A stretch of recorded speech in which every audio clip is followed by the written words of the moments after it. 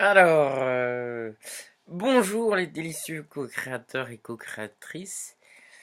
Donc, Xavier. Euh, là, je suis heureux parce que ça fait un moment que je voulais faire cette vidéo pour partager la fin de mon défi mission de vie.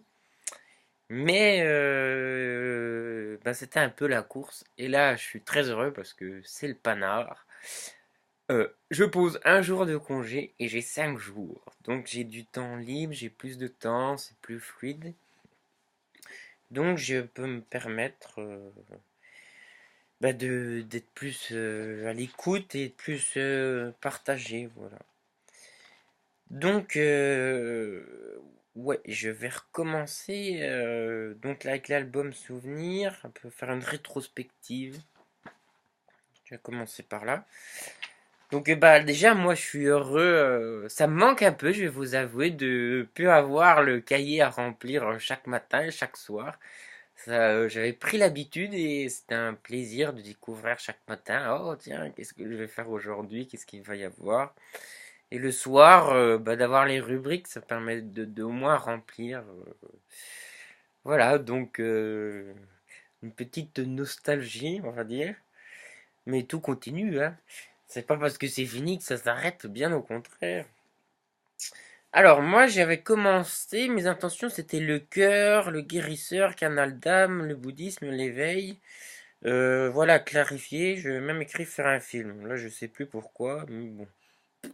Voilà, c'est pas très important des fois de savoir, c'est comme ça. Alors, déjà moi j'observe là, ça a été crescendo en montant. Donc ça va permettre de faire l'album photo. Donc j'ai commencé la période, c'était en janvier, c'est ça, non? Je sais que c'est écrit ça. Je crois que c'était le 12 janvier. Donc c'était l'hiver. Ouais, c'est ça, le 12 janvier. Ouais, j'étais dans le pouvoir du pardon radical, dans tout ce truc-là. Et dans la pratique du home chanting, de commencer à chanter le home. Moi qui avais beaucoup de mal à l'expression, voilà, le home, voilà. Voilà, on sait pas pourquoi, mais là, du coup, je suis à la fin de défi et j'aurais jamais pensé à ça, mais ça a été crescendo, et donc je pense que j'avais à libérer et je sens que à la fin de ce défi, j'ai lâché vraiment un gros truc, un poids, grâce à un soin Reiki, mais grâce auparavant d'avoir fait ces 3 jours dans la nature, donc j'ai vraiment beaucoup pratiqué. Et ça a fait vraiment monter l'énergie et ça a permis, à mon avis, de faire tout débloquer dans le soin. Ça fait monter la machine, quoi, la pression là-dedans. Et de tout lâcher pendant le soin avec mon maître Reiki. Genre que je remercie infiniment, qui est très précieux pour moi. Et que qui m'aide beaucoup et ça lâche des trucs énormes. Des fois on a des blocages, on sait pas. Mais là c'était huitième, neuvième génération avant. Donc beaucoup de déni en fait, de cachotterie. Enfin voilà, un gros morceau. Voilà, donc après nous, les générations suivantes, on perd ça.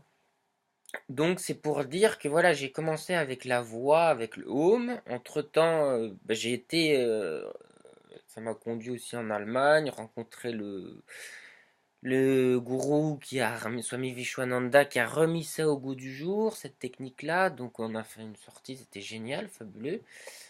Donc voilà, après je suis arrivé à une pratique bouddhiste, le bouddhisme de Nichiren. Donc c'est un peu plus loin que le home, hein. On fait pas 3 quarts d'heure de home, voilà. Là je récitais complètement bon, le Sutra du Lotus avec le mantra ou Daimoku, je suis pas trop encore à l'aise avec les termes. Mais c'était toujours cette chose avec la voix, moi qui avais beaucoup de mal à m'exprimer et tout. Et ben là, d'être en groupe, de le faire, ça me donnait une puissance. Voilà, donc vraiment débloquer là, le truc là. Donc voilà, ça a pris de la force. Donc c'est très agréable, ça m'a conduit à ça. Donc voilà, bon j'ai eu beaucoup mon animal totem, hein. qui me fait que je sais que je suis bien sur cette voie-là. Euh, voilà, un album souvenir. J'ai fait un stage de constellation familiale aussi. Ouais, j'ai eu plein de choses. En fait, ces 100 jours, c'est quand même long. Il y a plein de choses géniales, quoi. J'ai eu beaucoup de synchronicité, des échanges riches, voilà. Voilà. Ce que j'ai beaucoup apprécié, c'est découvrir toutes ces nouvelles techniques aussi et méthodes. Et honnêtement, merci beaucoup parce que là, je pense que bah, c'est dit dans le ça après là qu'on demande quelle technique vous préférez. Ça va être difficile un peu de choisir. Mais honnêtement, ça m'a poussé à faire les 3 jours là dans la nature. Et pour moi, c'est vraiment une expérience qui était très riche et que je vais refaire très souvent. Voilà, ça c'est vraiment. Sinon, je pense pas que je l'aurais fait, hein, mais honnêtement, ouais, ouais, c'est vraiment. Là, je pense que c'est une pépite. Enfin, pour moi, c'était une perle, une pépite très, très forte, très riche. Voilà ce que je voulais partager. Bon, alors beaucoup de richesse par ces techniques, donc je disais aussi beaucoup de richesse par les groupes de partage. Ça m'a conduit à ce nouveau bouddhisme. Et moi qui suis, bon, je suis bouddhiste depuis longtemps, hein, si on peut dire ça bouddhiste. Enfin voilà.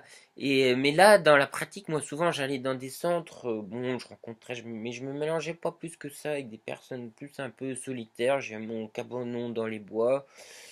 Bon, j'ai rencontré quand même des belles personnes, des belles âmes, mais comment dire, j'arrivais pas à faire partie un peu d'un groupe ou d'une sangha qu'on se rencontre assez souvent.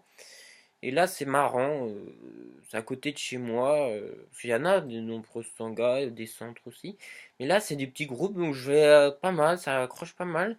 Et ce qui est rigolo, c'est des groupes de jeunes, on se retrouve entre jeunes. Là, c'est très riche. J'ai fait un groupe homme la semaine dernière. Ça, c'est important aussi. On n'était que des hommes masculins à chanter là. Dans Myo Rengekyo, c'était assez rigolo et fort pour moi. Et c'est de partage que entre hommes. Bon, j'ai déjà fait partie de cercles d'hommes, de groupes hommes. Ça, je trouve ça intéressant. Puis aussi des groupes là mixtes avec en plus des générations plus âgées, plus ou moins, où qu'on est tous mélangés. C'est très enrichissant pour ma pratique personnelle et de confronter un peu déjà ce que j'ai acquis, ça je trouve ça pas mal.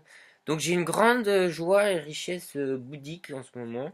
Enfin, voilà, c'est vraiment quelque chose que j'ai et que j'aime et qui me porte, qui doit être. Je pense que j'ai une mission de vie avec cela parce que c'est très fort chez moi et ça se manifeste de manière.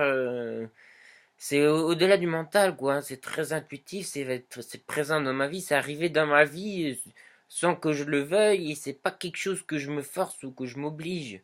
Bon, faut que je vais peut-être m'obliger à avoir une certaine assiduité, pardon, mais c'est quelque chose que j'ai vraiment dans le cœur, qui me touche beaucoup et qui est très important, très très très important. Voilà. Donc je pense que ça, dans la mission de vie.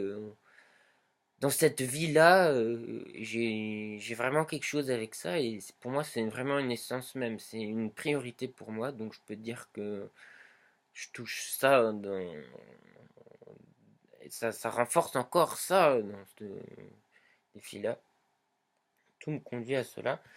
Et voilà, ouais, bah l'essentiel est dit hein, pour ça. Ouais, je voulais partager aussi un truc un peu fun. Quoi qu'on ait 8 minutes, je vais faire une autre vidéo, ça sera la vidéo 2 parce que voilà.